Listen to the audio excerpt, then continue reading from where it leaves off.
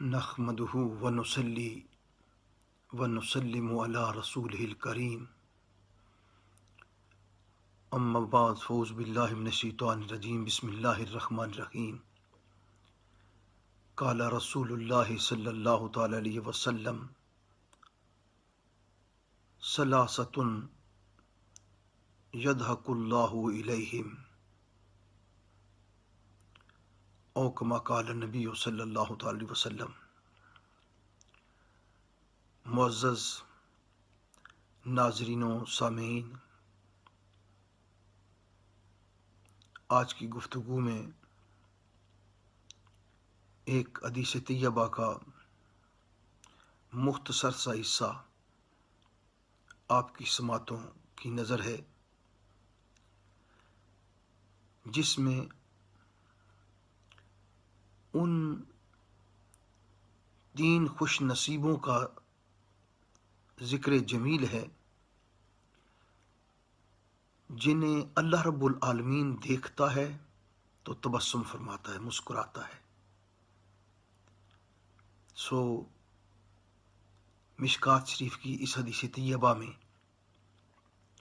ان 3 خوش نصیبوں کا ذکر ہے کہ جنہیں اللہ رب العالمین دیکھتا ہے تو مسکراتا ہے۔ ان میں سے پہلا کون ہے اور کیا ہمارے لیے ممکن ہے؟ قال رسول اللہ صلی اللہ علیہ وسلم الرجل اذا قام باللیل یصلی، کہ وہ آدمی جو رات کو جب مخلوق سو رہی ہوتی ہے وہ اللہ رب العالمین کی بارگاہ میں کھڑے ہو کر اس کی بارگاہ میں سجدہ ریز ہوتا ہے، صلاۃ اللیل پڑھتا ہے، رات کو نماز پڑھتا ہے، تو اللہ رب العالمین اسے جب دیکھتا ہے کہ دنیا میں وہ خواب ہے اور وہ اس کی بارگاہ میں سر بسجود ہو رہا ہے، تو اللہ رب العالمین تبسم فرماتا ہے، مسکراتا ہے۔ اور یہ کوئی اتنا بڑا کام نہیں، گھر میں جہاں آدمی بیٹھا ہے، جہاں موجود ہے، وہیں وضو کر لے، رات کی تنہائیوں میں اللہ کے دربار میں حاضر ہو جائے، قیام کرے، سجدہ کرے۔ جب عام لوگ سو رہے ہوں گے، یہ جاگ رہا ہوگا، تو اللہ کریم اس پر مہربان ہوگا، اسے دیکھے گا تو تبسم فرمائے گا۔ دوسرا وہ خوش نصیب آدمی والوقوف اذا صلوا فی الصلاۃ، کہ جب نمازی نماز کے لیے صف بناتے ہیں، وہ صف میں کھڑا ہوتا ہے، اس کے سیدھے کرنے کا اہتمام کرتا ہے، کیونکہ صفوں کی درستگی اور سیدھا ہونا یہ بہت ضروری ہے۔ اور پھر پہلی صف میں بہت بڑا ثواب ہے، کیونکہ ان اللہ وملائکتہ یصلون علی الصف الاول، پہلی صف والوں پر اللہ اور اس کے فرشتے جو ہے وہ درود پڑھتے ہیں۔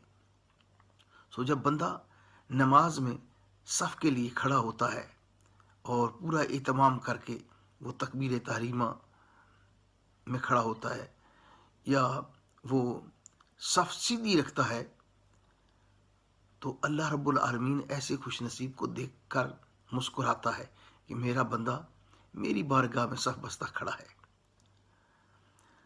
یہ بھی کوئی اتنا مشکل نہیں ہے، آدمی اہتمام کرے نماز کا اور صفوں کا درست کرنا یہ ضروری ہے۔ اس وقت یہ بھی اپنے جو طاقت ہے یہ اس کے حساب سے کرے تو اللہ رب العالمین اسے بھی دیکھ کر مسکراتا ہے۔ اور تیسرا وہ شخص والوقوف اذا صلوا فی قتال العدو، والوقوف اذا صفوا فی قتال العدو، اور تیسرا وہ خوش نصیب جو محاذ جنگ پہ وہ صفیں درست کرتا ہے دشمن کے خلاف، تو وہاں وہ چاقو چوبند ہو کر جب دشمن کی اس سیسا پلائی دیوار کے سامنے وہ کھڑا ہوتا ہے سینہ تان کے اور صف بندی کرتا ہے، تو اس وقت بھی اللہ رب العالمین اسے دیکھ کے مسکراتا ہے۔ بظاہر یہ 3 چھوٹے چھوٹے پیغامات ہیں اور کوئی اس میں اتنا تردد بھی نہیں کرنا پڑتا. اب رات کی نماز ہے یا صفوں کی درستگی ہے یا دشمن کے مقابلے میں کھڑا ہونا ہے، تو مگر اللہ رب العالمین ایسے خوش نصیبوں کو دیکھتا ہے. آئیے ہم بھی ٹرائی کریں کہ کیا ہم ان تینوں میں سے کسی جگہ فٹ ہو سکتے ہیں. اللہ رب العالمین ہمیں اپنی زندگیوں کو اسوہ رسول صلی اللہ علیہ وسلم کے سانچے میں ڈالنے کی توفیق عطا فرمائے. وآخر دعوانا ان الحمد للہ رب العالمین.